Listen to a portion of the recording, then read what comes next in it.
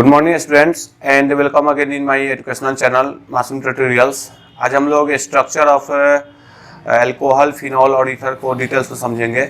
ठीक है, तो मैंने ऑलरेडी पहले से ही स्ट्रक्चर को ड्रॉन कर दिया है, तो इसको समझते हैं और सभी को हम लोग एक दूसरे से कंपेयर करेंगे। ठीक है, तो यहाँ पर आप देख सकते हैं, पहले हम लोग देखते हैं कि यहाँ पर बॉन्ड एंगल कितना होता है। तो अल्कोहल में जो है बॉन्ड एंगल 108.9 डिग्री होता है। ठीक है, इसमें जो है बॉन्ड एंगल 109 होता है फिनॉल में, और इसमें जो है बॉन्ड एंगल 111 डिग्री होता है। ठीक है, ये मैंने एक एग्जांपल लिया है। ये है मेथेनॉल, ये है फिनॉल, ये है मेथॉक्सी मेथेन, ये ईथर है, ये फिनॉल है, ये अल्कोहल है।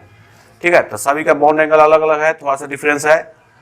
इसका बॉन्ड लेंथ जो है 142 पिकोमीटर होता है, इसका बॉन्ड लेंथ 136 पिकोमीटर होता है, और इसका बॉन्ड लेंथ लगभग जो है अल्कोहल जैसा है 141 पिकोमीटर। ठीक है, इसमें जो है ये कार्बन जिससे OH लगा हुआ है वो sp3 हाइब्रिडाइज होता है। अल्कोहल में OH जिस कार्बन से लगा होता है वो sp3 हाइब्रिडाइज होता है। फिनॉल में ये जो ऑक्सीजन जिस कार्बन से लगा है, ये चूंकि डबल बॉन्ड है ना, तो डबल बॉन्ड कोई भी कार्बन बनाता है तो वो कैसा हाइब्रिडाइज होता है, sp2 हाइब्रिडाइज होता है। ठीक है, और इसमें फिर से यह sp3 हाइब्रिडाइज कार्बन है, क्योंकि यह सिंगल बॉन्ड है। सिंगल बॉन्ड कोई भी कार्बन बनाए तो जो है sp3 हाइब्रिडाइज होता है। ये sp2 है, ये sp3 है। ठीक है, उसके बाद क्वेश्चन कैसा पूछा जाता है, कंपेयर का क्वेश्चन होता है, जैसे कि why the bond length in alcohol is larger as compare to bond length in phenol. ऐसा क्वेश्चन पूछ सकता है, कोई पूछा जा सकता है। ठीक है, तो इसी को ऐसा ही क्वेश्चन सबको अभी हम लोग समझने वाले हैं। तो समझते हैं कि इसका बॉन्ड लेंथ जो है फिनॉल के कंपेयर में ज्यादा क्यों है। अल्कोहल का बॉन्ड लेंथ 142 पिकोमीटर है और फिनॉल का जो है 136 पिकोमीटर है, तो ऐसा क्यों है। तो पहला कारण यह है कि ये जो कार्बन है वो क्या है, sp2 हाइब्रिडाइज, sp3 हाइब्रिडाइज होता है। अल्कोहल में ये जो कार्बन जिससे OH लगा हुआ है वो sp3 हाइब्रिडाइज होता है, और ये है sp2 हाइब्रिडाइज।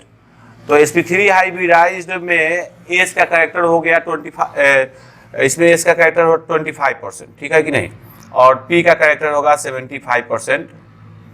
इसमें जो है H का कैरेक्टर 33% के लगभग में है, और P का कैरेक्टर जो है 67% के लगभग में होता है। ठीक है, और S का कैरेक्टर इसमें मतलब कम है, इसमें ज़्यादा है। तो इसमें क्या है कि इसमें S का कैरेक्टर ज़्यादा होने के कारण इसका बॉन्ड लेंथ कम होता है, क्योंकि S का साइज जो है स्फेरिकल इन शेप होता है, अब P का साइज जो है डबल ड्रम्बेल होता है। तो इसी कारण जो है sp2 हाइब्रिडाइज कोई भी अगर कार्बन है तो उसका बॉन्ड लेंथ कम होगा, क्योंकि उसमें S का कैरेक्टर ज़्यादा है, उसका बॉन्ड लेंथ छोटा हो जाता है S के कैरेक्टर ज़्यादा होने का, S का परसेंटेज ज़्यादा होने का। और इसमें जो है sp3 है तो इसमें S का कैरेक्टर कम है, P का कैरेक्टर ज़्यादा है, मतलब P का परसेंटेज ज़्यादा है। अब P का जो है बॉन्ड, ये स्ट्रक्चर जो है डबल ड्रम्बेल होता है। तो ये पहला कारण हुआ sp3 हाइब्रिडाइज। ठीक है कि नहीं। दूसरा कारण है कि जब आप फिनॉल का रेजोनेंस स्ट्रक्चर देखेंगे, तो फिनॉल के रेजोनेंस स्ट्रक्चर जब बनाएंगे तो ये जो कार्बन और ऑक्सीजन के बीच में ये जो सिंगल बॉन्ड है, ये एक्चुअल में पार्शियली डबल बॉन्ड होता है। मतलब ये मैं एक बार फिर से बता देता हूँ, ये जो OH है ना, इसका जो लोन पेयर इलेक्ट्रॉन है, जब रेजोनेंस स्ट्रक्चर आप देखेंगे तो ये वाला लोन पेयर इलेक्ट्रॉन यहाँ पर चला आता है, और ये एक तरह से पार्शियल डबल बॉन्ड जैसा बिहेव करता है। इसका जब डबल बॉन्ड है तो मजबूती से जो है ऑक्सीजन को अपनी ओर टान के रखेगा, और इसके कारण जो है इसका बॉन्ड लेंथ कम हो जाता है। ठीक है कि नहीं, I hope you understand it. उसके बाद ये है कि अब इसका ये जो एंगल है 108.99 डिग्री, ये बॉन्ड एंगल है। तो इसका स्ट्रक्चर एक तरह से देखा जाए ऑक्सीजन का तो एक टेट्राहेड्रल जैसा है, कि यहाँ पर एक सिग्मा बॉन्ड है, ये भी एक सिग्मा बॉन्ड है, और ये एक लोन पेयर इलेक्ट्रॉन, ये एक लोन पेयर इलेक्ट्रॉन, मतलब 4 बॉन्ड एक तरह से है, 2 ठो सिग्मा बॉन्ड और 2 ठो लोन पेयर इलेक्ट्रॉन। तो ये जो है just like tetrahedral structure oxygen. तो टेट्राहेड्रल स्ट्रक्चर में जो बॉन्ड एंगल होता है 109 डिग्री 28 मिनट होता है। ठीक है, तो उससे यह कम है। तो क्वेश्चन पूछा जाता है कि क्यों ऐसा है, क्यों कम है। ठीक है, कि why the bond angle is less than tetrahedral angle. तो उसका आंसर क्या होगा? तो टेट्राहेड्रल एंगल जो 109 डिग्री 28 मिनट होता है, ये उसी समय पॉसिबल हो सकता है जब बॉन्ड जो बना रहा है वो सभी सिग्मा बॉन्ड हो।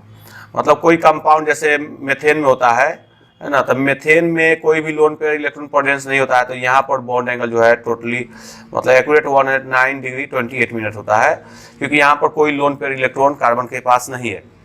लेकिन यहाँ पर लोन पेयर के प्रेजेंस के कारण ये जो है ना रिपल्सन होगा ज़्यादा, repulsion between lone pair and bond pair होता है, और इसी repulsion of lone pair and bond pair के कारण जो है ये बॉन्ड थोड़ा सा शॉर्ट हो जाता है या कम हो जाता है ना।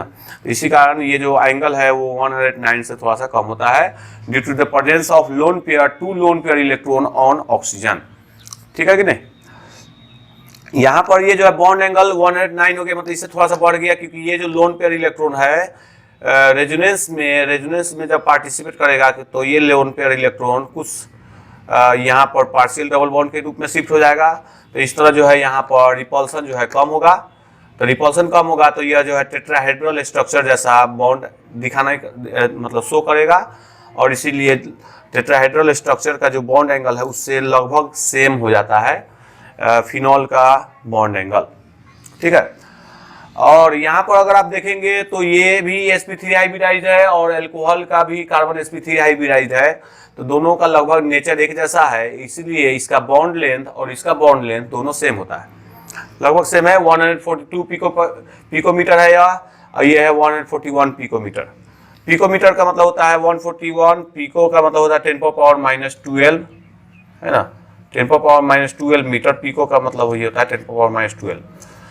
तो इसका बॉन्ड लेंथ 141 पिकोमीटर और फिनॉल अल्कोहल का बॉन्ड लेंथ 142, क्योंकि दोनों में sp3 हाइब्रिडाइज्ड कार्बन है। ठीक है। लेकिन इसका बॉन्ड एंगल जो है टेट्राहेड्रल एंगल से भी ज्यादा हो जाता है। इसका क्या कारण है? तो इसका मेन कारण है कि ये जो अल्काइल ग्रुप है, ये भी एक अल्काइल ग्रुप है, ये भी एक अल्काइल ग्रुप है। तो अल्काइल ग्रुप के प्रेजेंस के कारण जो है ये अल्काइल ग्रुप के बीच में रिपल्सन होगा। तो जब रिपल्सन होगा तो क्या होगा, ये दूर हटना चाहेगा, अपने से दूर हटना चाहेगा एक दूसरे से, कि कोई भी एलिमेंट में चाहता है कि जितना हो सके उतना रिपल्सन कम हो, उतना जितना कम रिपल्सन होगा उतना ही ज़्यादा वो स्टेबल होगा। तो इसलिए स्टेबिलिटी को बनाए रखने के लिए जो है ये अल्काइल ग्रुप और ये अल्काइल ग्रुप एक दूसरे से दूर हटना चाहता है, और इसलिए इसका बॉन्ड एंगल जो है टेट्राहेड्रल एंगल से थोड़ा सा ज़्यादा हो जाता है और ये 111 डिग्री होता है। I hope you understand all this.